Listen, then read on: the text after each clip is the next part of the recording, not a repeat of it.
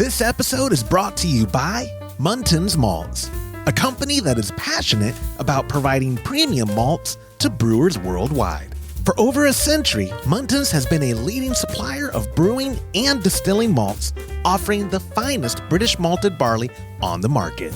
You can experience the difference Muntins offers by joining a recipe receiving tier of our Trub Club, because every kit that ships out now includes premium Muntins malt. You know, we've known the Muntins crew for a long time, and I can tell you, friend, you're going to love brewing with their grains. Ask your local supply shop to carry Muntins malts, or homebrewers can join our Trub Club at homebrewhappyhour.com/club, be a part of the community, and come brew with us. Thank you, Muntins, for supporting our efforts and homebrewers worldwide. Today's show is brought to you by hopsdirect.com. Grown in the esteemed Yakima Valley on the Peterball family farm, hopsdirect.com offers the widest variety of hops available online at incredibly competitive pricing. It's simple. They grow hops, they sell hops, and they ship hops straight from their family-owned farm to your doorstep. Producing the highest quality hops is hopsdirect.com's passion, and they're proud to be an independent grower in the craft beer industry. Go to hopsdirect.com right now and get what you need to make your brew day better. That's hopsdirect.com. Today's show is brought to you by Imperial Yeast. You hear us gushing over Imperial Yeast all the time, and that's because their yeast performs for us in every batch that we brew. Imperial Yeast is adored by commercial breweries and home brewers alike. Their pitch-right pouches are jam-packed with over 200 billion fresh yeast cells, guaranteed to deliver flawless, fast fermentations every time. Imperial Yeast strains are grown by a team of pro brewers and home brewers who live to help other brewers learn more and ferment better. Join any recipe receiving tier of our Trub Club and get a free upgrade to premium Imperial Yeast with every recipe kit that ships out to you. Learn more at homebrewhappyhour.com/club and come brew with us.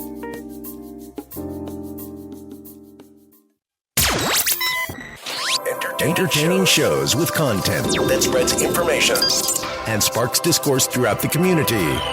This is the Pearl Media Network. Discussing all things about yeast for homebrewing with Owen Lingley from Imperial Yeast. This is Homebrew Happy Hour, episode 368.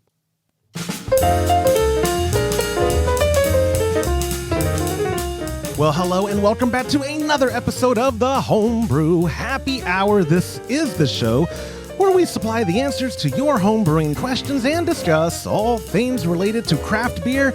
And if you, friend, have a question you'd like us to discuss on a future episode, you could go to homebrewhappyhour.com and click on that submit a question link at the top of the page. But even better, call it in to 325-305-6107. And if I take your voicemail on a future episode, you get yourself a $25 gift card to kegconnection.com.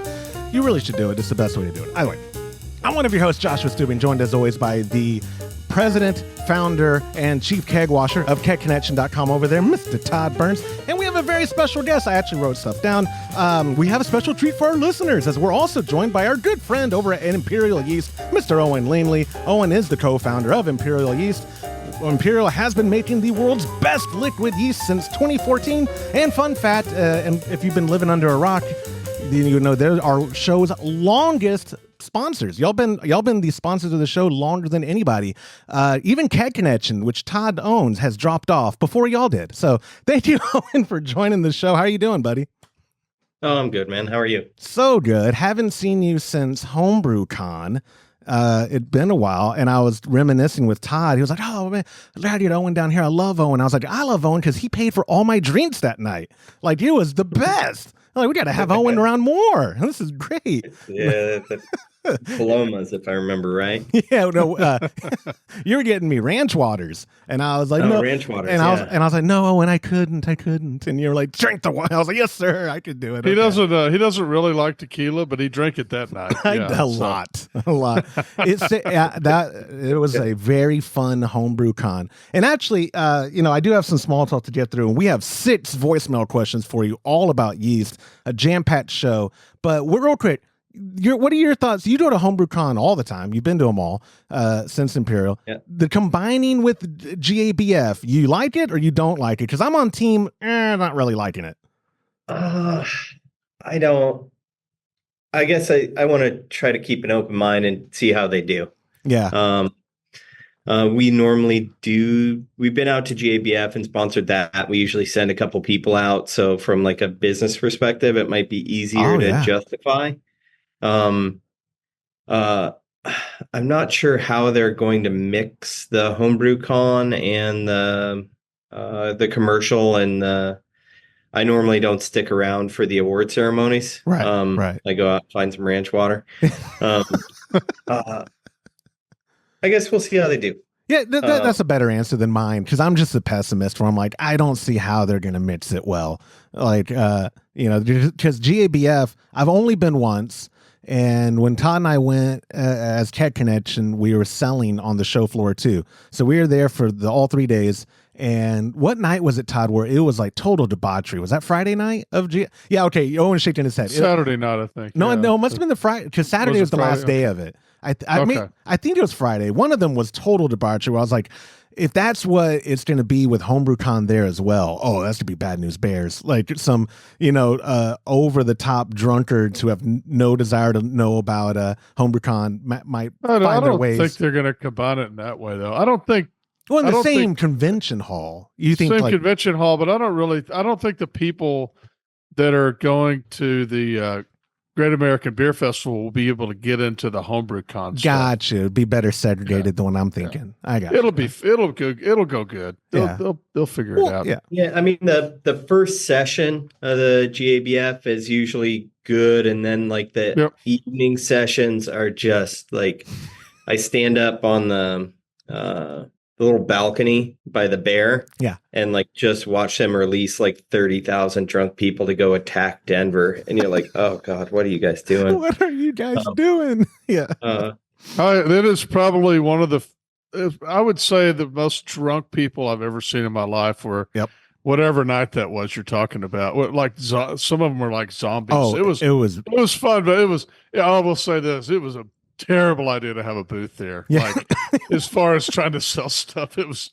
comical. It was comical. We'll never do that again. But never. Yeah, we enjoyed it. It's a fun thing. And I think putting the two of them together, we don't ever go anymore because we're always too busy with everything else. So I guess we'll go now. So yeah, we'll have a reason to. Yeah, we got to present at last HomebrewCon, and I think they realized why they don't ever let us present before. So we might have to get media passes this year. I'm gonna figure it out. I'll beg them. I'll plead with them. See if they still like us.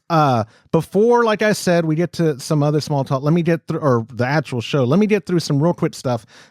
Catching y'all up for members of our Patreon.com/Homebrew Happy Hour Trub Club. Y'all were getting the Bob Toots Cream Ale. By the time you listen to this, it's February 1st. I'm letting y'all know they did ship the day we're recording, which is Monday the same week. Oop, let me go back to that screen. There we go. Monday, they did ship out. Poor James, he's not on the show this week because we are run thin. I think the flu has come up to Comanche, Texas, so he is wearing a bunch of hats and actually working today while I'm recording and dragging this out. So he got the kits out. I packed them all up on Friday. The yeast came. He's getting them out. That's what I meant. By the time people listen to this on Thursday, February 1st. Oh, yeah, there you go. They're going to have already been shipped out. And if you want your tracking code, text the number 325-305-6107 with your name, as most of y'all have done before, and I'll get you all the FedEx tracking info. But yes, that Bob Toots Cream Ale is on the way to y'all, and I'm withholding our February kit because we have a lot of stuff to talk about that's around the February kit, which I want the proper amount of time to do it. So next week's episode, we'll dive into that. And the only other bit of small talk that I really have is the Nets Brew Day Live. My pop and I have scheduled it February 9th, 2024. That's a Friday at 10 a.m. Central. And we're going to be brewing the February kit, which is why I haven't put it up on the screen what we're doing. But Join us. I think everybody sees through your. How dare you? Don't you dare. But February 9th at 10 a.m. Central, come join us at youtube.com/homebrew happy hour. We're going to be brewing a delicious kit that, maybe I like the style. It's an enjoyable style. I may have done a few times or drink a few times from one of my favorite regions of Germany. It might be one of those styles. I'm not going to say anything more, Todd. But it's going to be fun, February 9th. And as always, if you want more information or brew with us, go to patreon.com/homebrew happy hour. Join one of those recipe receiving tiers and get the best, most premium curated kits possible, thanks to our sponsors like Munton's Malt, hopsdirect.com, and of course, Imperial Yeast, the best yeast in the market. And I don't know if you knew this, Owen, before y'all were sponsors, we were sucking up to y'all big time. James or Todd was actually the first believer of y'all's product. And I forget, it was before you got homebrewsupply.com, Todd. It was when we just got into ingredients, and I don't even remember how you stumbled upon Imperial. But I remember getting it, and you and James were like, "Oh my God, we gotta start using this on our brew days," and yada yada yada. I'll just say Dieter's my absolute favorite strain of all time. I love it. All right, so that's all the small talk. Before the questions, how have you been, Owen? Things have been good? Imperial's been good? Yeah, I mean, we serve the commercial and homebrew beer industry, so I wouldn't say it's been easy, but we're doing just fine. Yeah, you're preaching to the choir. Yeah. It was a challenging year last year. I think this year is going to be challenging. I think the year after, it's already like January, and I'm already thinking the next year, and I think that'll start rolling it out. On auction, there's so much cheap brewing equipment right now that I am sure there's some people that are going to go out and pick that up, and it'll take them about a year to install it someplace else and start making their own beer. And I think we'll roll out of it. Beer's not going away. Beer's not.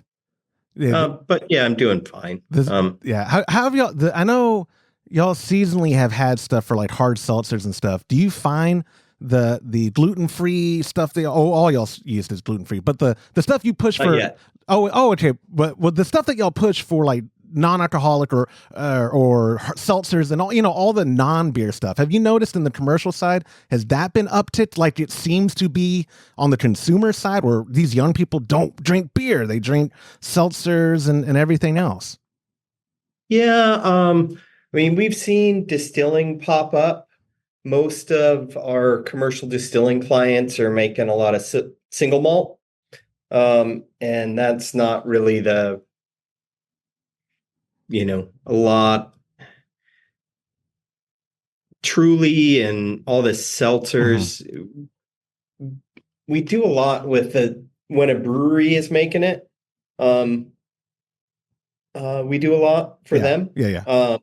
But like the big national player chain guys, no, we're not working with them. Yeah. Well, it seems like in my area, I'm in the greater Austin area, a lot of breweries are adding it in their tap room. They're not distributing it, but they have it in their tap room because I guess the popularity of those low alcoholic or beer alternatives is still kind of growing. Yeah. We do a lot of tech service on that for commercial guys, because your malt bill is so different, your grain sugars are so different, nutrient requirements are different, packaging is going to be different. So we do a lot of tech service on those, and we got a couple strains in bank that work just fine for them. Most people want to get high grab and then blend down to 4 or 3% and water it out and add some flavoring in. So it's just different thought process and brewing process. Yeah, it is. It's just, I guess my bigger point was it's interesting seeing the craft scene.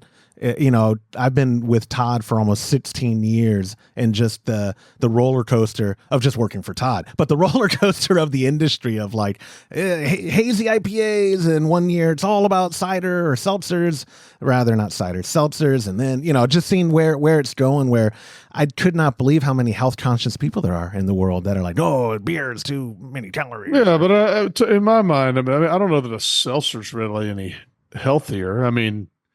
A beer is good and good for you. Everybody knows that.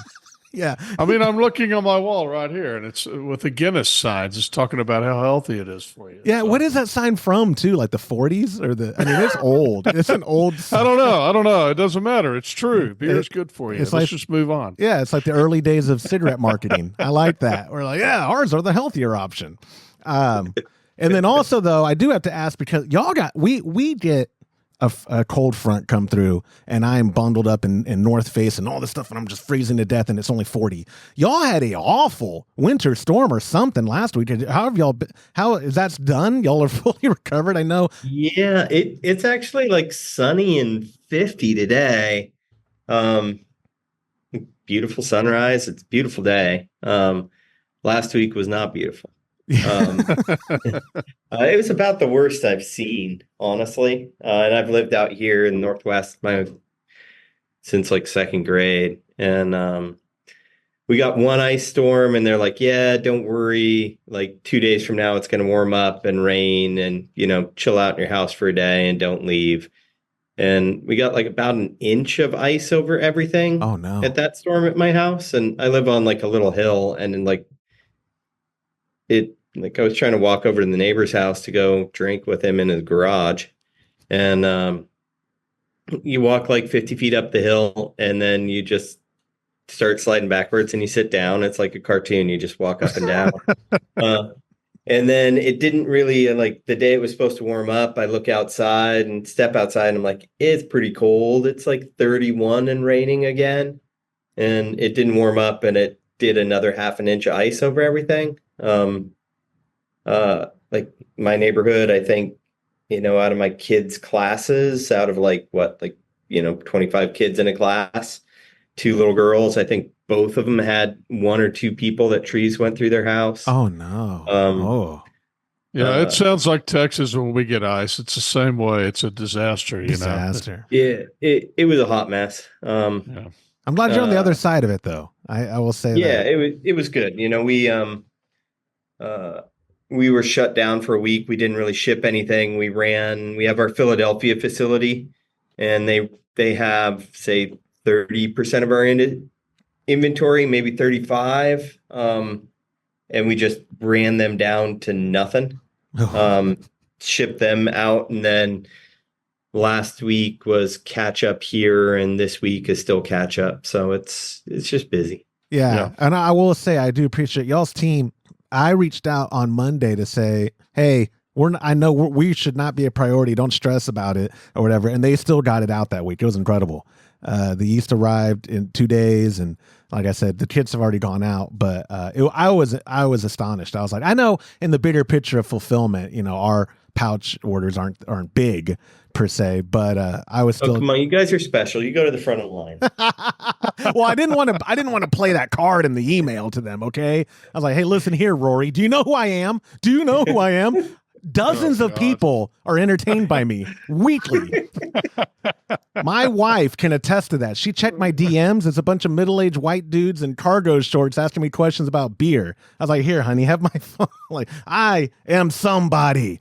Anyways, man, that took a turn. So we do, like I said, I know it's catch up time and all that. Your time is valuable. I won't waste it anymore. We have 6 voicemail questions for you, Owen. I even got a lot more text messages, but Todd is a stickler. He's like, I want voicemail only. It's the best way to get through a show. So I took the 6 ones that were the most unique. There's a little bit of lap over, and I've kind of put them in an order to where it made sense to talk. But I gave that to you ahead of time, so it's not going to be throwing a curveball to you. So with that being said, let's get right to the questions. Our first question is a voicemail from our buddy Clay from Georgia. Hey guys, it's Clay from Georgia. Just calling in with a question for Owen at Imperial. For so long, the industry standard for yeast manufacturers was 100 billion cells per pouch, and I was just really curious to figure out the reasoning behind you guys increasing the cell count. It just seems like a really interesting choice. Was it like advertisement or just competing with the other guys or consumer confidence, shipping purposes? Just really curious to see why you guys chose to go that route. So thanks, and good things about Josh. Yeah. In case you don't listen to the show, they know they have to suck up to me to get their voicemail on the show. That's just a rule we have. I mean, I say rule. It's they did it on their own, not from anything precedent that I ever set. But it's a great first question to start off the show. Y'all have, I mean, that's, all over the pouches, 200 billion fresh yeast cells. I say it at the top of the show in the ad bumper. I didn't know what the industry standard was. I just assumed y'all were following suit. What was the thought process behind packing every pouch with 200 billion yeast cells? Yeah, so I don't really think that that the 200 is important. It's more of getting the right amount of yeast cells per volume of fermentable. And it's not based on advertisement or just randomly doubling a number. That's actually based on brewing science. The recommended pitch rates have been out for, hundreds of years. And it's really around 1 million cells per mil per degree Plato. And that is just a way to quantify your yeast. So when your fermentable sugar volume goes up, you use more yeast, so it kind of stays in line with each other. We do a lot of internal brewing. And then when I was working at Y Yeast, I'd go around and, on the commercial side, everybody would be like, well, I really like my my yeast Gen 2, or I like my yeast at Gen 3. And it's not that the yeast is doing something different. It's that you're building up a big enough cell count that you're actually getting the yeast to express the correct ester profile and fermentation curves that it wants to do. And the way to do that is to follow established brewing science. So 15 Plato, 14 Plato, divided by 200 billion cells, it's going to come out at, 0.75 million cells per mil per degree Plato. We got a little chart on the back of our pouches that kind of tries to explain that. So, it's not that the 200, it's that nobody else took the time to either count it or give you the right amount of yeast to follow established brewing science guidelines.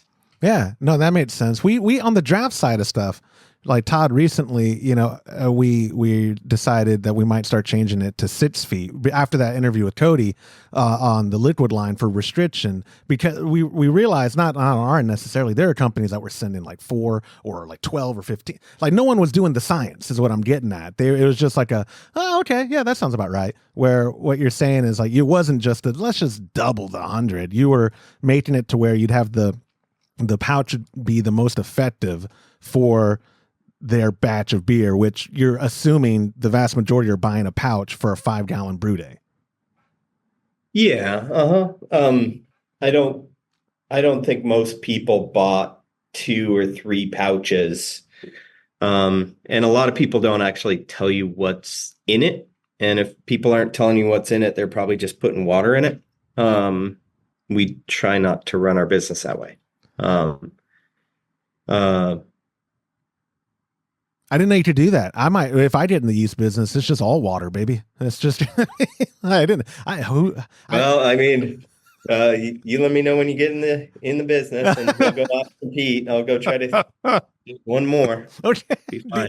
Deal. It's like, I had a potato chip company, but it was all air, and then that didn't work out. So yeah, when I get into yeast, Owen, I'll let you know. But people really, I mean, obviously it's a great sound bite for like the ad bumper and when we talk about you guys, but it's good to know the actual reality. It's not just a gimmick. It's backed by, and y'all, we've been there. Todd, we have to go there again. I think we haven't had you on the show since 2017. It might've been 2016. And when we came up to when was HomebrewCon Portland? That's when we came up there. Maybe 2018. No, that was, I think that was 16 or 15 or 16. Yeah, something like that. That's the last time we visited you. And I remember you had the nerds in the lab. I mean, I was like, oh, this is actual science going on here. I just thought it was like party, brew beer and throw some, like propagate yeast. And no, y'all are real scientists. It was kind of humbling. We should have chose the other way. Would have been a little more fun. Been more fun. Yeah. Anyways, Clay, thank you so much for submitting the question. I'm going to say this once. I normally do this after every voicemail, but the show is full of voicemails and y'all don't want to hear me repeat myself. When you call 325-305-6107 and leave us a voicemail, and then I play that voicemail on a future episode, you get yourself a $25 gift card to catconnection.com. And those who are keeping numbers, that's a lot of Todd's money I'm giving away today. Sorry, boss. I did the math already. Yeah, okay. It's $150. Yeah, giving away a lot of your money, but that's, it's a win-win. They provide us content, and then I reward them with your money. I have no skin in the game. No skin in the game. I love it. So moving on. If we get through 6 questions, we'll see. That's right. I'm getting there. We've only been recording for like 25 minutes. Take it easy. Moving on. Question number 2. It's our buddy Matt from L.A. Hey guys, this is Matt from LA. I was just wondering why we can't just make a starter in the bottom of a fermenter and then rack cool wort on top of that. It just seems to me like we would be able to skip a big step if we just did that in an already sanitized fermenter. All right, thanks for everything, you guys. I appreciate it.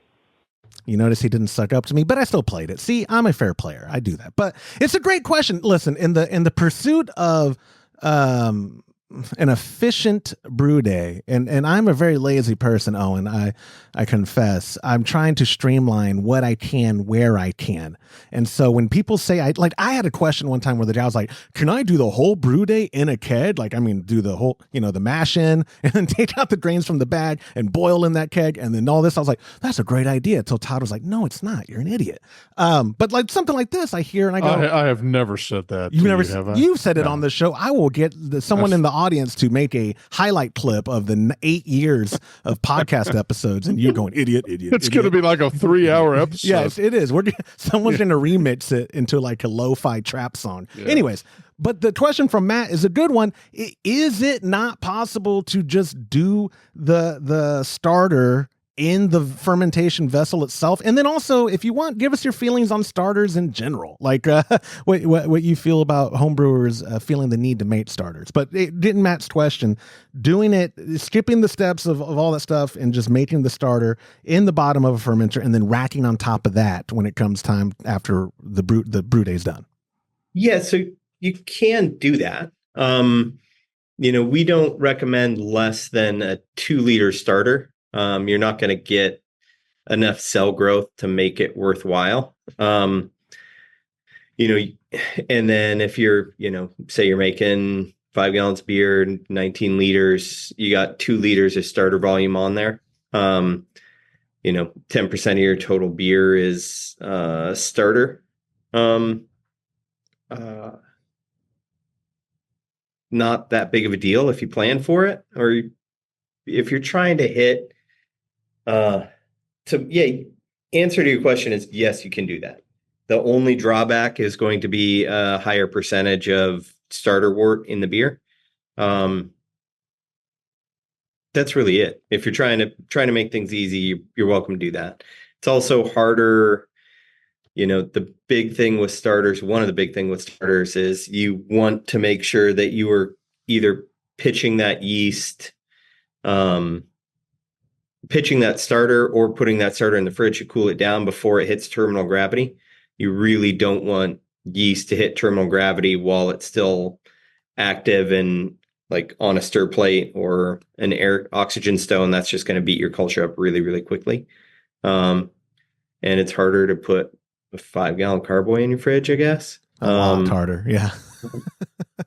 Well, really, I've never had to do a starter when I'm using Imperial. It just has never been necessary. So why would you? I don't. Well, if you're doing say you're doing a 20 Plato beer, big Imperial stout, you don't want to get a couple batches.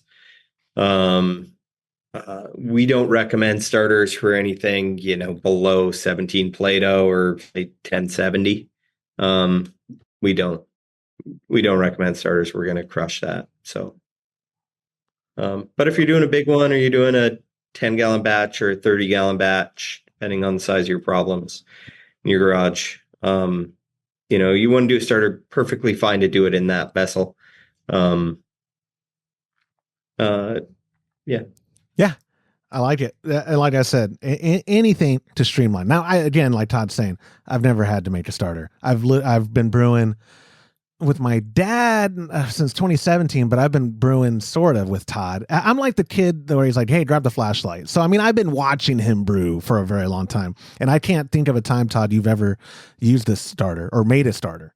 No, but I have made some really big beers a few times. And all I did then was just pitch more yeast. So to be fair, I could have used one pack and made a starter, but I chose just to pitch more yeast. You did the math and we're like, I'm going to use 2 pouches on this. Yeah, exactly. Yeah. Or another one is just not just with, that's more with the ales, but, a lot of times when you're doing a lager, you may pitch more yeast just because it's starting so cold, but I don't know. I mean, that's been my experience. I'm looking through the questions to make sure before I segued into what I want to talk about. I don't think anyone asked anything about pressure fermentation. So I'm going to inject that here because one of the things we're talking about lagers, the guy who's missing, James, you remember James, tall, handsome, skinny man. He has now been in the habit of brewing 15-gallon batches. And does he only pitch 1 pouch of lager yeast, or does he do 2 under pressure? I think he's only doing 1. I think he just does 1, but it's under pressure. But, right. But what are your thoughts? So the proliferation, or maybe just how many more homebrewers are getting into pressure fermentation? I don't know how familiar you are with it on the homebrewing scale, but what are your thoughts on pressure fermentation and when it's appropriate and not appropriate? Because some yeast strains, what I've been told is the pressure suppresses like esters and some of the stuff from the yeast would present. So obviously maybe a beer like a Belgian, you'd be like, why would you do that under pressure? You want the characteristics from the yeast to be very present in the final beer.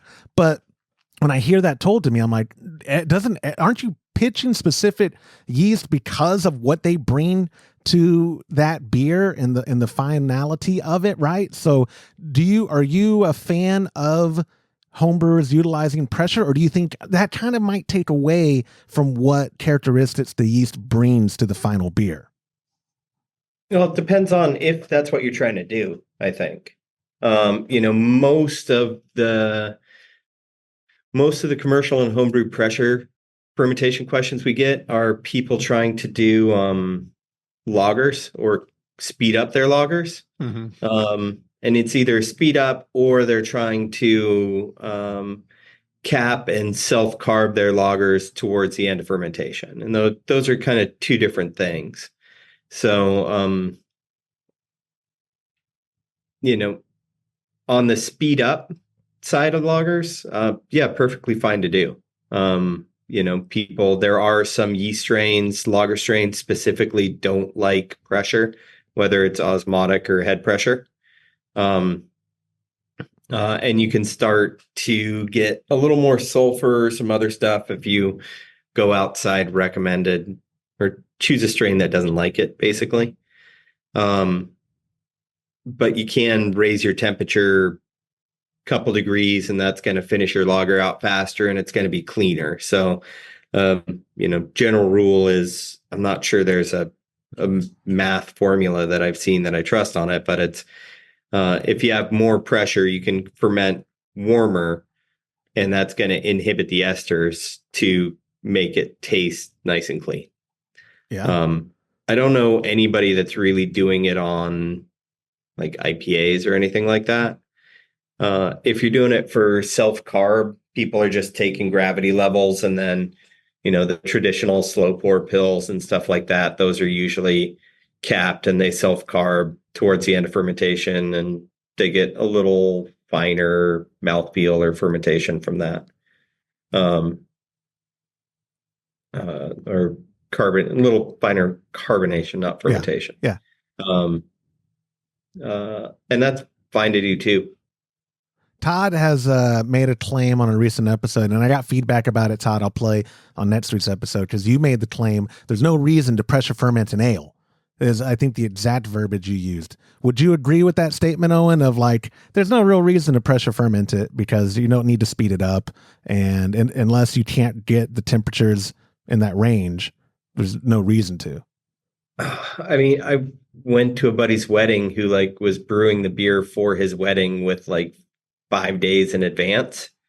Um, he just got busy and couldn't do it, and he did a wheat and over pitch and pressure fermented and got it done, and then forced carb and got it done in time. Stop. Okay, that's awesome. So general terms and like, yeah, I don't really see a reason to do that. Most of the strain choices you get, you choose to bring out certain ester profiles that are going to work with your malt and your hops. But if you just want it to be super clean, or, if you choose I'm just playing devil's advocate at this point. I like it. Todd, I guess. Yeah. Well, the vast majority of people, I think the reason they pressure ferment is that they want to do a lager and they don't have the ability to do a lager because they don't have the temperature control. I'd agree with that. Yeah. So, I mean, I don't usually do lagers or ales pressure fermenting, but I have done a lager before. Yeah. It turned out great. Yeah. I think if you wanted to repitch and you chose kind of a fruity strain, like a fruity English strain, and then you wanted to repitch and you want it to be cleaner, kind of American pale, you could probably pressure ferment and minimize some ester profile on that. But, you can do a lot of things. It's not good you do a lot of things. You sound like my dad when I was a teenager. just because you can do it, son, doesn't mean you should. I don't know what you mean, Pop. I was always curious because I pressure fermented a Kolsch once for the speeding up because we were about to go to HomebrewCon, and I was like, oh my God, I blew it off. Todd's going to murder me because we were in the Muntins booth and we promised them all this beer we're going to bring. And I was, for months like, oh, I'll bring the Kolsch. And then like 12 days out, I was like, oh my God, I got to brew the Kolsch. And it turned out great. It didn't clear up as much because I didn't, even though I transferred to a different keg before we took it off, it just, it just didn't have time. It didn't clear. I didn't cold crash it nearly long enough and didn't have a lot of time, but it tasted good. That's all that really matters to me at the end of the day, is that it tastes good. But you know what? Before I forget, Josh, next time you're here, my wife read a Facebook thing from you that your Kolsch, your current Kolsch wasn't clear enough either. Yeah, it's true. Next time you're here, I'm going to give you something to remind me to help you clarify quicker. Oh, are you? Well, yep. I don't like these promises he makes me. I'm serious. Remind me. And he tells me, and he's going to give me something. And then I go in and I'm traumatized and I want to speak to HR. He just turns around in a circle and goes, HR department. And it's just the worst. Yeah, I'm not touching that one. Yeah. Anyway, that's what that's disturbing. Josh. Yeah. Okay. Anyway, that was my own interjection. I was going to say, thank you, Matt from LA, for your question, which I still can. Moving on, because like Todd said, I have a tendency to drag stuff on, and we still have 4 voicemail questions. Like our next question is from our good buddy Merlinus from Georgia. Hi there. Really nice things about Josh. This is Merlinus Monroe from Delongo, Georgia. I have a question for Owen. I was wondering, and I do this with most yeast. I harvest a mason jar full once everything's done fermenting. I would like to know about how many generations can I expect maybe from using that, because Imperial Yeast is excellent stuff, but I doubt I have enough of it, and I tend to reuse things. See if I was making, say, 3 batches. Let me know. Thank you. Bye-bye.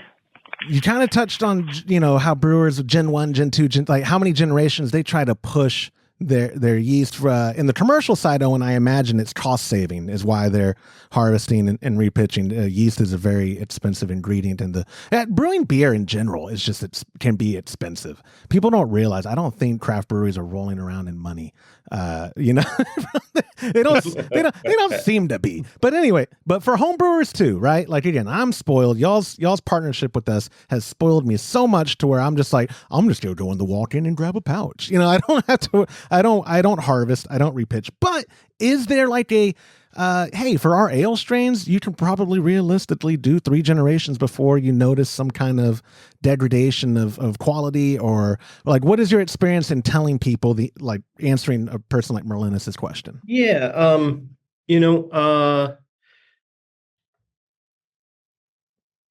So if it's okay, I'll answer it on the commercial side and the homebrew side. I'd love that. Yeah. Sure. starting with homebrew, be honest about how clean you are in your process. You're probably going to double to triple the amount of yeast that we give you in your fermentation.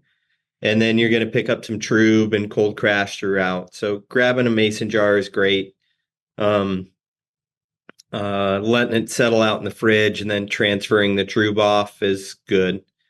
Best practice, the things that are stressing yeast out is going to be alcohol and acid. That's what they excrete from their cells during fermentation. They don't like that in there. So don't harvest from really big beers and don't harvest from really high acid beers. Those are the big stressors on it. And then if after that it's time, so a week is fine. 2 weeks is probably not. It'll work, but it's not great. 3 weeks or a month is not super at all. I'd recommend not doing it. But if you're, say you're making standard gravity beers and you're not doing sours and you're reusing the yeast quickly, and you're getting a decent cell count from that in there, your yeast will tell you when you shouldn't use it again. There's not a hard and set rule. With homebrew, if you're using a flat bottom fermenter, it's hard to drop the trub out. So over time, people have a tendency of grabbing more trub and less yeast. The best you can kind of do is homogenize the yeast as well. On the commercial side, they use unitanks with the 45-degree angle or 60-degree angle at the bottom. So you can drop your trub and then you can drop the beginning of the yeast. Those are usually your old cells. And then you harvest from the center and then you don't harvest from the top. And, we tell commercial guys, we have guys using 15, 20 gens, no trouble. And each gen, they're pitching 2 to 3 tanks. So when I say a generation, that's not, if you're on a 10-barrel system, you're going to harvest enough for 2 10 barrels off that next batch. And so by Gen 3, you've already pitched 5 fermenters at 10 barrels apiece. Wow. And yeast likes to be alive. It likes to grow. And it's the only part of the brew process that you can reuse and do it just fine. So, if Merlinus is going for 3 in the bottom mason jar, great. I would just recommend not capping the mason jar with like the seal. Just put aluminum foil over the top of it and a rubber band just so you don't blow it up. Yeah. Did I ever tell you the story of the cans, y'all's old design blowing up? You don't do them anymore. You don't do them anymore. It's fine. You tell the story every time you sing. I do. That's right. Yeah, I do. Yeah. Look, I grew a mustache. Yeah. No, I'm kidding. I didn't. It didn't mess me up. But Todd does know. I apologize for those. That was a bad idea. No. But a long time. It did kick off my trauma of pressurized vessels. Ask Todd. And we did a video on these soda carbonating kits, and he had a 2-liter bottle, and he didn't even realize he was doing it. This is how demented he is. I'm filming on the camera, going close to him, and he's shaking the bottle, and he starts getting it closer to my face, and just knowing I think this bottle's about to explode because he has a 20-ounce CO2 cylinder pushing in. Was it 45 psi? Or it wasn't like super high. It wasn't that much. It was a thin-lined 2-liter. I think you found it on the street. You didn't go buy a thick-lined 2-liter. You found one, and then you're just like, yeah, this will do for the video. Anyway, no, I had a couple comments that are kind of on subject. Acid and alcohol could be the title of a memoir for someone that used to work for us, right, Todd? That was. Yep. You're right. I never thought about his cells secreted that too. I do want to ask a question before I forget. I would imagine it's sours, but I could be completely wrong. What beers typically have a lot of acid in them? Alts, anything that uses the Kaiser strain, the alt strain, really? that strain kicks out a lot of acid. Now it is more acid tolerant than most of the other strains. But that acid really comes into play with time, where like internally in our process, we try to manage alcohol and acid as soon as we can. So we harvest, bring the yeast over to the lab from production facility, and then we concentrate or dilute to 1.29 billion cells per mil. Part of that process, we pour off all of our beer or supernatant on top, and then replace with sterile water. And the reason we're doing that is to decrease alcohol and increase pH. And we see a lot better storage rates with that. Never would have guessed alt. Homebrew scale, if you're trying to save for a month, it might be good to let that supernatant settle out, pour off, decrease with sterile water, but I would just try to make a beer again quick. I never would have guessed alt, Todd. That's funny. Like you said, me either. That was not what I was thinking would be an acidic, where you'd get a lot of acid but it's from the yeast. Huh, Kaiser. That's good to know. Which, by the way, it reminds me, my Pop and I last month just brewed an alt that we just kegged. Turned out great. That is probably one of our favorite styles of all time. Second to a Kolsch, which I don't know if you know. I mean, it's a pretty good style. I've heard good things about it. But anyways, I do have more questions for us and so little time. So let me get through. The next question is another voicemail surprise. It's our buddy John from Pennsylvania. Hi, Josh. This is John from the tool and die capital of the world. I have a yeast question for Owen Lingley. I'm sorry. It's liquid versus dry yeast. I am a home brewer that doesn't have a local homebrew supply shop in my town anymore. They have closed up. Closest one's 30 miles. It's on the verge of closing. And then I have to go 100 miles each way. So I buy my yeast now online. And I've had difficulty getting liquid yeast with temperature problems. So I've switched to dry yeast. Is there a significant difference between using liquid versus dry? I'm mostly an ale guy, so the dry yeast works fine for me. But when I do some of the lighter beers that I need the esters, I just don't do them anymore because I'm worried about the dry versus liquid. Could you answer anything about the difference? Thank you. Bye-bye. Now, I'm sure you never get asked this at all, right? Imperial, why don't you do dry as well? Like, what? Why liquid? But let's start it off with that. Why liquid? And then talk about the dry versus liquid in regards to the home brewer and the, what they should be using or why using liquid yeast. Yeah. So, dry versus liquid, I think he kind of answered it in the end of his question is some of the dry strains don't give him the flavor profile that he wants. A lot of the dry strains, to make dry yeast, you make liquid yeast and then you dry it. And that drying process is not easy. It's a rotary vacuum, extrusion pulp, emulsifier, and fluid bed dryer. A lot of strains can't take that. And there's a lot of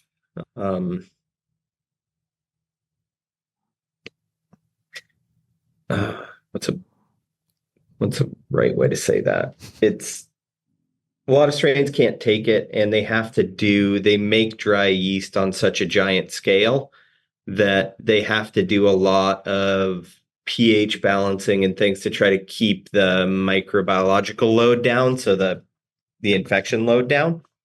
So they'll increase or decrease pH during fermentation to try to bring it outside of the range that kind of the endemic bacteria in the plants live at. And so that's really hard on the yeast cell walls as well. So, you use dry once, it becomes liquid. There are some strains that taste very similar throughout it.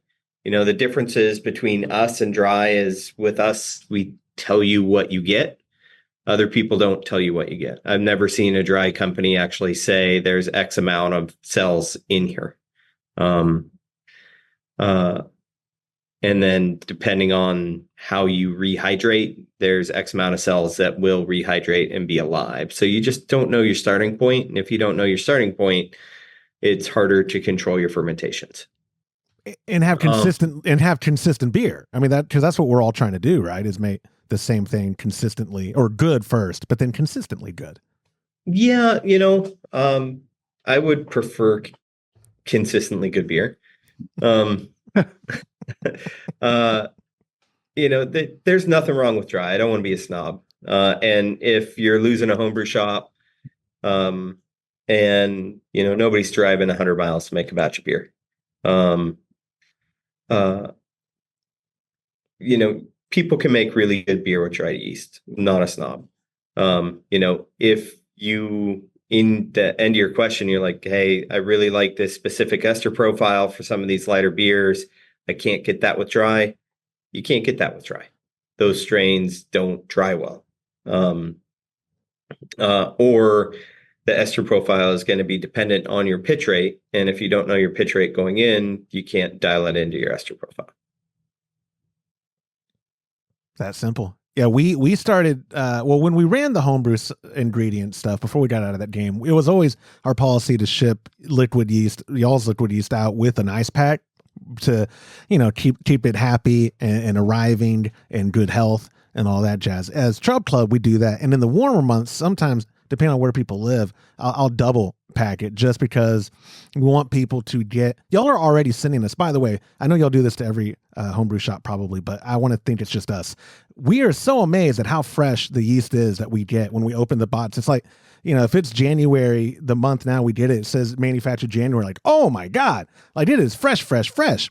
A lot of times people complain when they go to their homebrew supply shop, oh, I got liquid yeast, whether it's you or one of your competitors, but the shop was holding on to a pouch, that's a couple months old or 3 months old, to where, it might, the experience with that pouch might not be the same as if they gotten it fresh, or within a fresh range, not necessarily the same exact month, but. Yeah. We guarantee it for 4 months. We've done a ton of shelf studies and ANCOM studies and stuff like that on it, and forced aging. We're good with most of our strains under our conditions for 4 months, as long as it's been held right at a good shop. Outside of that, we actually credit homebrew shops to throw away their old yeast. It's not a full credit, but we'll do, I think it's 25% or 20%. We just write it off their bill, and because we want everybody to have a really good experience by the time they're using us. Nobody wants to spend 5 hours on the weekend to make consistently bad beer. Yeah. That could be the title of my memoir, Owen. And I've used your yeast up to 4 months and never had an issue. I mean, it is. I think at one time y'all had a lesser amount, and the other companies had a even larger, longer time.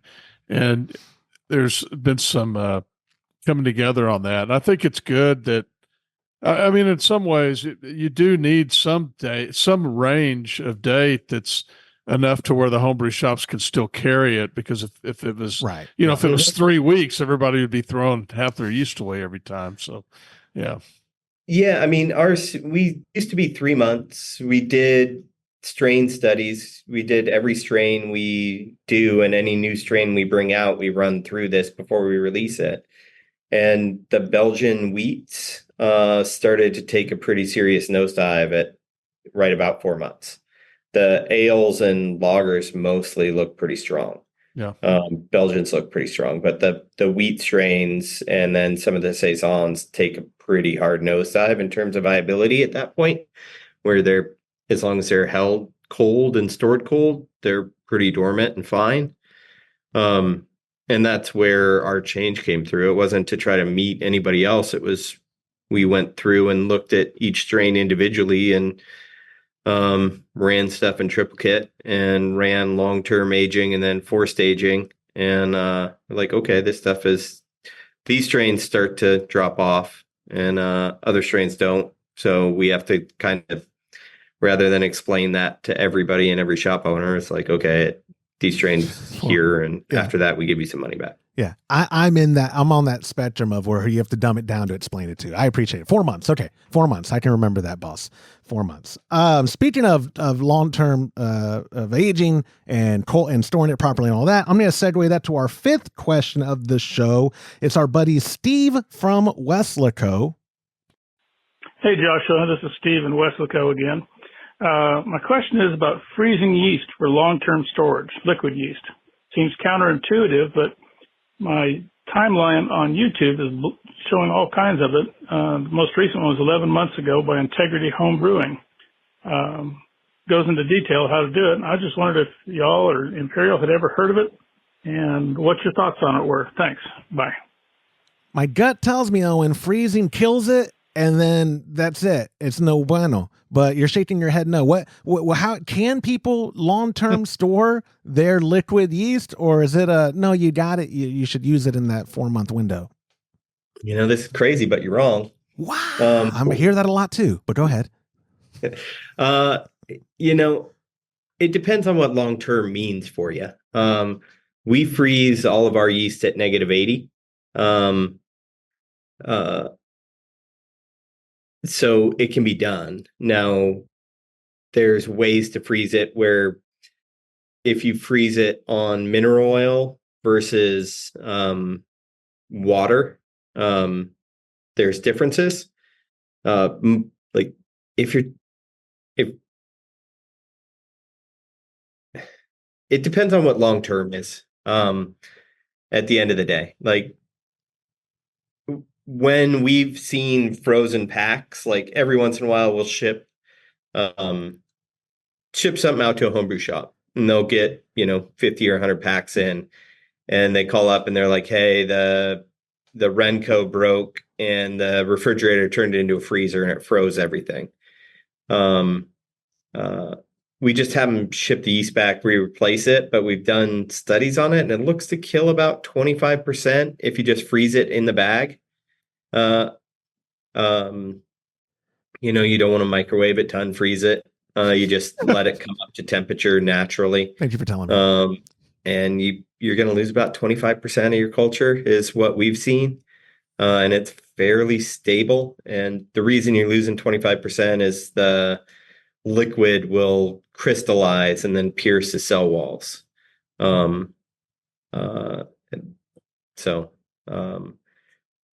If you're trying to do it for like a couple years, you need, and you want to keep your own yeast bank in there, you're going to need mineral oil and a couple other things that don't crystallize at low temperature. But it sounds like you've seen that. But yeah, if you just freeze your pack and you're worried about it, you're going to lose about 25% and you'll be fine. So let's say I'm losing that 25% up, and is it another 25 after 8 months and then another? I mean, does 25 where it kind of stops until you thaw it?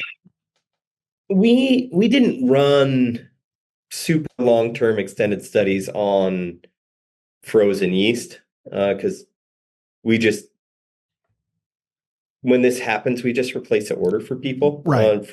And we're like, oh yeah, that sucks. Don't worry about it, dude. It's like, if you're at a restaurant and you drop your plate, they'll usually make you another burger. They're like, that sucks. It's not a big deal. Same deal for us.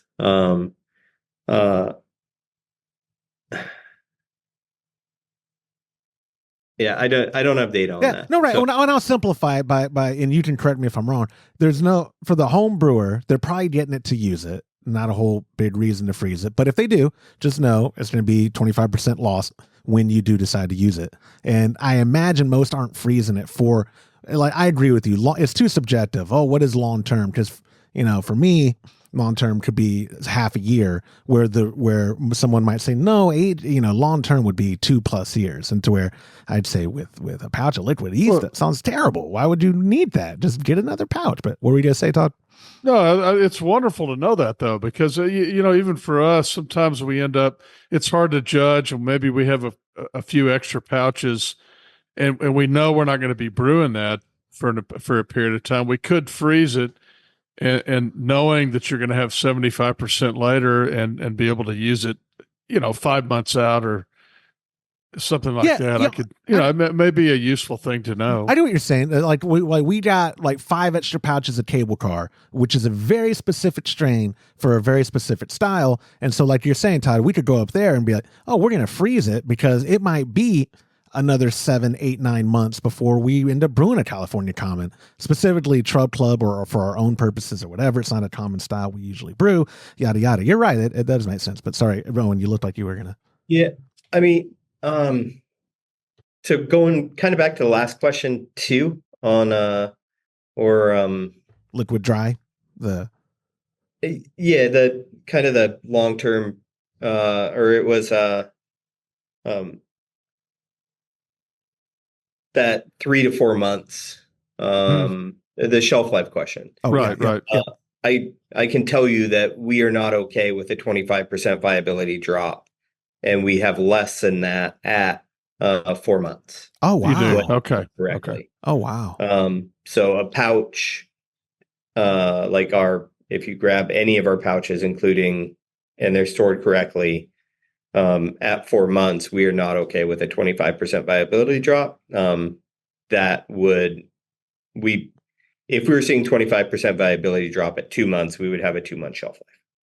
Gotcha. Well, that's great to know. I actually thought it was more than that. So that's fantastic. Yeah. You're not realizing. And if you guys do save it for 8 months, just ship me one of those 5 pouches of Cali Common up, and I'll just keep it cold, and I'll get you a cell count frozen at the beginning and a cell count frozen later. Oh, that would be. That's cool. That would actually be super cool. Yeah. What you don't realize, Owen, we always have guests on to actually answer our own questions. These are all voicemails done by me. I've been working on my voices of different things. I'm trying to get into voice acting, but we just have people on. It would be really cool to see you work that hard sometime.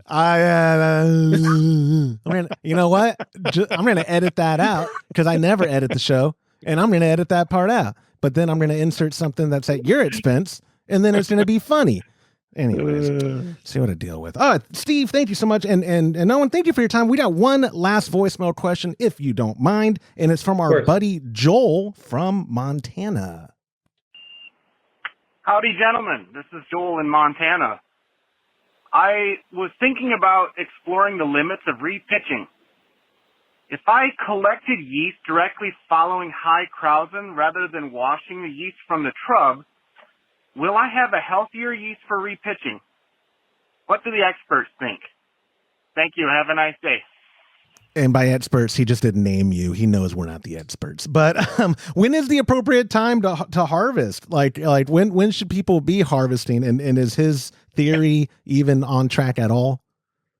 Yeah, I would just take a page from commercial brewing and follow them.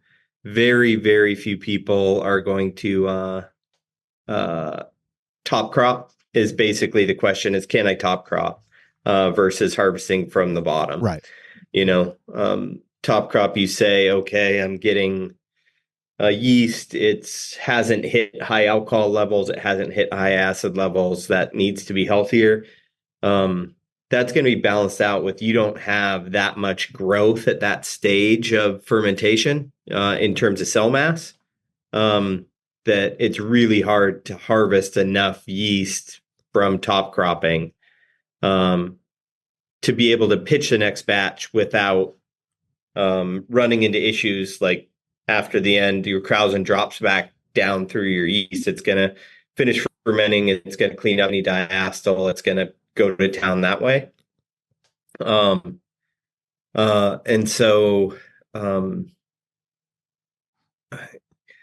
If you grab a ton of yeast off the top or enough yeast off the top to pitch your next batch, you can run into stalled fermentation or longer diacetyl rest issues. That's why we don't recommend it on a commercial scale. That's what you're going to run into. Yeah. And you mean of the current batch too. Yeah. You're risking ruining your current batch for the sake of trying to prepare for the future batch. Yeah, absolutely. You're basically, that 200 billion cells or, 0.75 million cells per mil per degree Plato. That isn't a static number throughout. fermentation. That's going to grow and go 2 to 3x what you got there. And so if you need to take, at high Krausen, that might be day 2 of fermentation. Yeast is already out of its log phase, so it's dividing slower. There's 0.5% alcohol, so it's not exponentially dividing anymore. You're going to pull out, say, at probably at least half of the yeast that's in there if you can get it on that current batch. And then the yeast that's left over is got to work harder to finish that out and spend more time in a high alcohol, high acid situation. Yeah, I mean, I know one guy in Portland that top crops. He does it. He can use some really weird strains that, like the Timothy Taylor strain, Foursquare, couple other strains that really hate head pressure. And he'll do that, but he's got a sanitary positive pressure room that he harvests out of. Oh, I don't have that. So if you're trying to do a limit to repitching, get yourself a conical fermenter. That's going to be your best way to push your gens. Yeah. Or hear me out, start a podcast, get sponsored by Imperial. I mean, that's the easier route in my opinion. And then you just have the pouch. You don't have to harvest and all that stuff. Yeah. I mean, we give anybody in the industry gets free yeast from us. So, we want people to be able to use it and talk about it. And we figure it's worth a couple bucks to have people use it. Y'all have really been the best. We've always appreciated it. Y'all have been great, and we really do appreciate it. It's helped. I think it's helped us a lot, and we do love the yeast, even if sometimes Josh doesn't order what I need and only orders himself. We went still love an hour and 5 minutes without you bringing it up, and son of a gun, you found a way. In the email, there's no tone. I want you to know how angry he was at me, Owen, because this last one wasn't my fault. He's trying to develop a recipe with a friend who's visiting, and I said, tell me the strain you want, and I'll add it. Well, no, but to be fair, I'm always like trying to do new, you want to do new recipes and try new things. Yeah. I don't know if you ever wonder why we get the strain that we're getting for that recipe that month and then a few extra pouches of Kolsch yeast every time, right? There's a reason for that. Whoa. Take it easy. No, we really do appreciate y'all guys. Yeah, we do. I will say, I'll make a bold statement. Y'all were the first ones to hop on board, and when we launched the Trub Club, you've been saying Trub this whole time. I don't know if you know, in the English dialect, I think it's Trub is what I've heard. No, I've been saying it wrong the whole time, and then it just ran as a joke, and then it happened to rhyme with club. So anyways, our Trub Club, or Trub Club, has, when y'all started sponsoring with the liquid yeast, I promise that was why people joined. I mean, we had, Todd, more people than not tell us, hey, it's worth it to me to spend, like, our 5 gallon a month is $50 right now. And we haven't raised the price on it since 2019 when we launched it. And shipping has gone way up, but they're like, that's worth it to me to get a full 5 gallon kit with liquid yeast, because, it's a premium that people make that choice to have or not have. And like some of the people who wrote in earlier or called in questions we took, where if it's the summertime, a lot of the time some people aren't shipping it out appropriately, or they're taking a long ship time, like they're using budget shipping, so it's like 8 days in a hot truck and this or that, so people get it, and it's the pouch has gotten big or whatever because it didn't have ice on it or whatever. But people just have, what my point being is, people have really appreciated that we've been able to supply them with this. And in our hopes is that they then hit up their local supply shop and say, listen, I'm brewing and I'm brewing a delicious Kolsch and I want to use Dieter. So please have Dieter in so that I can use that. Because at the end of the day, as homebrewers, we just want to keep making the beer we like consistent every time. I don't want it to be different when I brew batch 150 of Kolsch compared to batch 1 of Kolsch or whatever. But I said Kolsch now 1,000 times on this episode. I'm banned from saying Kolsch. At least 1,000. Yeah. I know. Yeah. My apologies. But anyways, Owen. No, but we do. I enjoy brewing all kinds of beer, and it is fun to try the different yeast strains. Sometimes I struggle with which one to use, and I think I've reached out to you before because I'm like, if I'm brewing this porter, it would be better to use the darkness or use and you've been great about that. The people that you have there have been great about that. Mm-hmm. And it's on your website. and by the way, you have a great website. I'd encourage people to go to it. It does tell you a lot about what strains work with which type of yeast. So it's got a lot of other really good information on the website. So I do encourage people to go to Imperial Yeast and .com and look at that as well. Oh, sorry, .com. This boomer, worldwideweb.imperialyeast.com. How have you guys done that for so long and not killed each other? It's ridiculous. I work remote. I'm 3.5 hours away, baby. He can't touch me.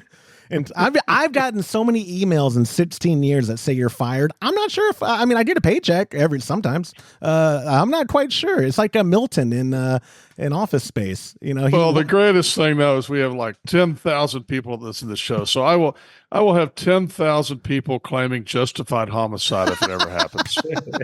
Yeah, you sound like people who know my wife. Like that's only a dozen. Like we will not. We will be a witness on the stand for you. Justifiable. Anyways, Owen, we thank you so much, really.